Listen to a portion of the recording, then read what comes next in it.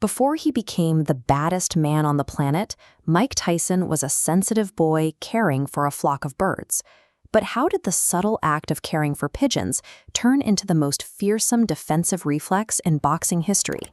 We'll dive into the Brooklyn Rooftops to uncover the avian roots of this heavyweight legend. In 1970s Brownsville, the streets at ground level were defined by chaotic violence.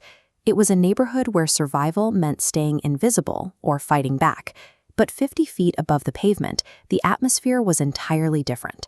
For an 11-year-old Mike Tyson, a kid constantly bullied for his lisp and his weight, these brick structures and tar paper roofs offered absolute isolation. Up here, he spent hours tending to a pigeon coop. It gave him a domain where he exercised control, responsibility, and empathy, away from the gang activity below. He found peace by raising the gentlest of birds. Yet, the intense devotion he developed for this flock would inadvertently lay the psychological groundwork for the most dangerous teenager in New York.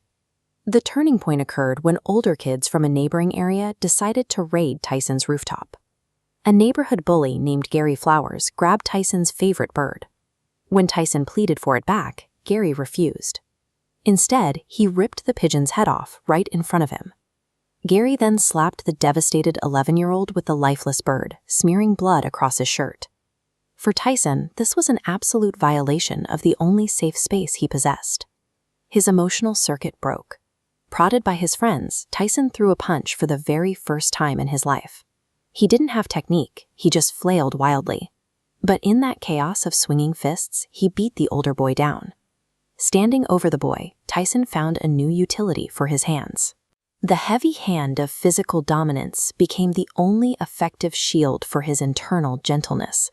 The vacuum of safety left by his dead bird forced a biological rewiring. To protect himself from the predators of Brownsville, he had to become one.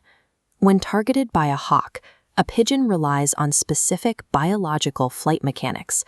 It executes a rapid mid-air twist, dropping its body weight to shift angular momentum and evade the incoming strike. Neural pathways for spatial tracking are built through constant visual repetition.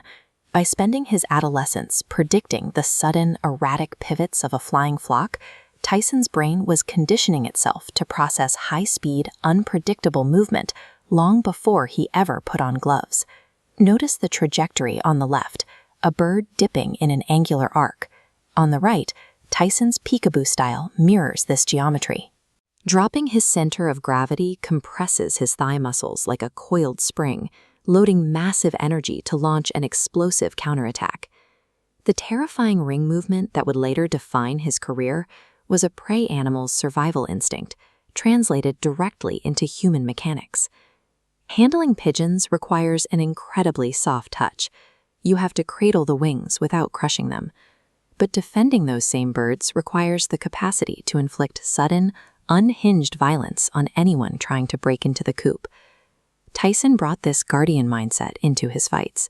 Subconsciously, the men standing across the ring from him became proxies for the bullies who used to threaten his sanctuary. This raw, trauma-born instinct might have burned out early if he hadn't met legendary boxing trainer Cus D'Amato. D'Amato saw a kid whose nervous system was already primed for elite defensive tracking. D'Amato weaponized another avian trait. A homing pigeon flies 600 miles a day, pushing linearly through adverse weather toward a central target. Mapped onto a boxing canvas, D'Amato trained Tyson to use constant, linear forward pressure, driving his opponent directly into the corner. Through the peekaboo style, D'Amato synthesized a boy's livestock discipline into the repetitive, unstoppable machinery of the youngest heavyweight champion in history.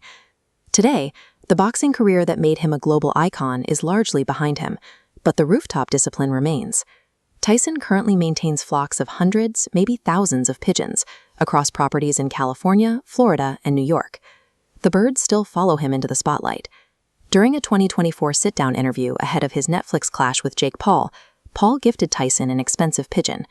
True to his dark humor, Tyson dismissed the bird as a low-budget peregrine and joked he would feed it to his pet falcon.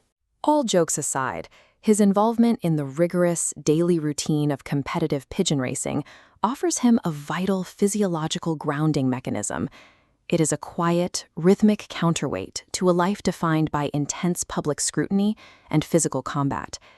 The gentle birds he raised on a Brooklyn roof created the biomechanical and psychological blueprint for the most feared fighter of the 20th century. But in the end, long after that final bell rang, the birds are exactly what saved the man. Dive deeper into the hidden secrets that shape our reality. Click the subscribe button, activate the bell, and see you in the next scientific investigation beyond the boundaries of reason, only on TEMBODocs.